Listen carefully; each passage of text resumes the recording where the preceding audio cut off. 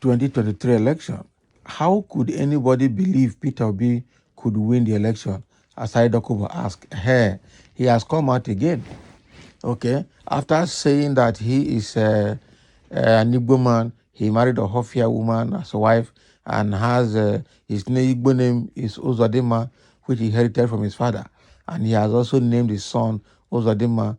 Now, he said before Igbo blood running in him was 40%, but now it's 75%. So with all of this, he has come back again now to attack Obi. So he goes back and forth. He's unstable like early morning urine. Very unstable. Aside Dokubo, a former leader of the Niger Delta militant, has responded to the appeal made by Peter Obi and the Labour Party to the presidential election appeal tribunal. They are challenging the victory of President Bola Ahmed Tinubu in the presidential election held on February 25, 2023. During a live broadcast, Asai Dokubo expressed his disbelief that anyone would think Peter Obi had a chance of winning the election. He also mentioned that Peter Obi had already resolved the legal matter.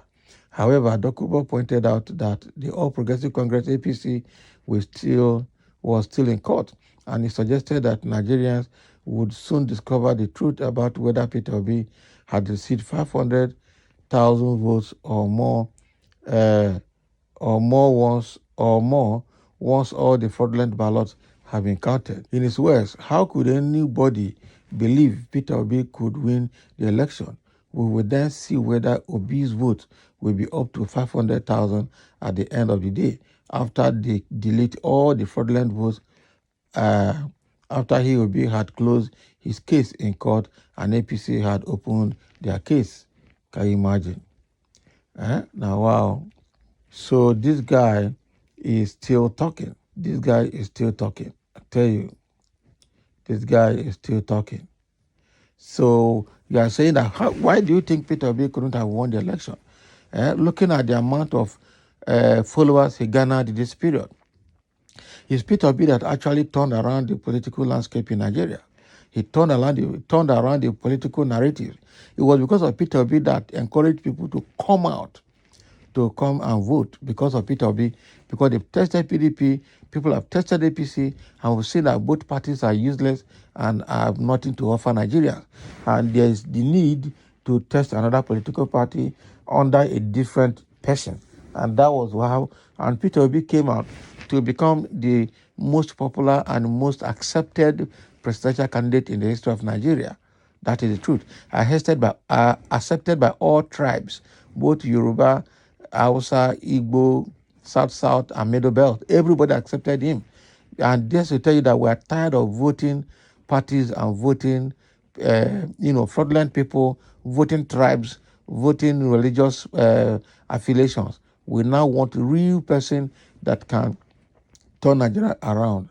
And that character was found in Peter Obi. That was why people came out en masse to vote for him. But unfortunately, the evil in Nigeria is trying to prevail. But it's just a moment. Evil can only prevail but for a while. Okay? And then it will phase out. Yeah? So how can Asai Dokubo now come out to say, how will somebody think Peter Obi won election? So that Peter Obi cannot win election, or what do you mean? Yeah? And now you are mocking that at the end of the appeal in court, we want to see how much vote Peter Obi will have, whether he will get 500,000 after all the invalid and the bad votes have been removed, and then the remainder has been counted. What is this guy trying to say? Is this clean APC, or which party does he belong? Yeah? So now, Niger Delta has always been PDP area. So he's now selling away and destroying PDP in Niger Delta because he wants to be APC because of his selfish interest. So he has joined them. His selfish interest that is driving him, nothing else. This is exactly what bad governance has led us. What actually brought Asai Dokubo into militancy is because there's no job, there's nothing to do. Okay? And being in the creek and doing bunkering. Now, he has reason to fame now using militancy, and now he's talking like a relevant political figure. But Nigerians have known his material is made of, and the kind of person he is, and he will never be trusted, he will never be listened to. That is the truth. There are a few comments here. People just said a few things. Somebody say, useless father of kidnapper. Exactly. Now, really the father of kidnappers. He's the father of kidnappers in Niger Delta, because they started this Niger Delta militancy on the name of fighting for resource control. Now, how have they controlled the resources now? They are controlling it into their pocket. Quite unfortunate. And these are the people that made kidnapping very, very lucrative, because they were kidnapping and seizing rigs and oil activities, oil equipment. Okay, kidnapping both blacks and white, everybody, including rigs and facilities that are producing oil both in the ocean and in the creeks. And that is how he made his money. Now, he's not talking about resource control again because he has made enough money.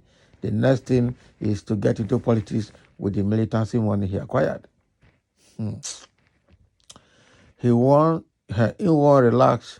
Only peanut mongering fools like you, okay, are worried of no free Jews. Can you imagine? One in Biafra only. Oh, wow. So this guy actually, he needs to be watched. Asai Dokubo is unstable. Asai Dokubo is purely unstable. And that's what I think people should watch him, because he's going back and forth. Today he will come here, tomorrow he will come here. My problem is the politics, is the government.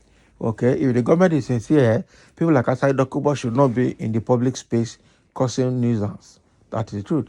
He should be locked somewhere, because the way he's wielding gun, who else is permitted to wield gun like that in Nigeria, except the bandits, okay, and the people that are the unknown government. Only God knows who are the unknown government. With the way he mentioned how Buhari has used him to go and fight in the southeast, it means that they are the unknown government in the southeast, but they keep blaming ESN and IPOB and Igbo people and keep killing them, saying that they are the unknown government. Meanwhile, people like Asai Dokubo probably are the unknown government in the southeast. Okay, and how can somebody be wielding such amount of AK-47 assault rifles and all different kinds of rifles in the name of what? Security outfit, security company? And then you approve the kind of assault rifle that is used by the military for him? They never talk with him and they use and they do. That is the truth. APC government is not sincere. APC government is not sincere. This kind of person is somebody, and now he had the power and the effrontery to indict the Navy and the military concerning the oil bunkering, even though it could be true. But who is he, a bloody civilian, to indict the military? And up till now, Navy cannot defend themselves. The military is not able to defend themselves up till now about what Asai Dokubo is saying. We thought by now they would have run him over, collect all the rifles in his possession, and expose his own part of the militancy and bunkering as well. But nobody's doing that. Oh, they are in the same bucket. God will help this country. Thank you for listening, and let's have your comments.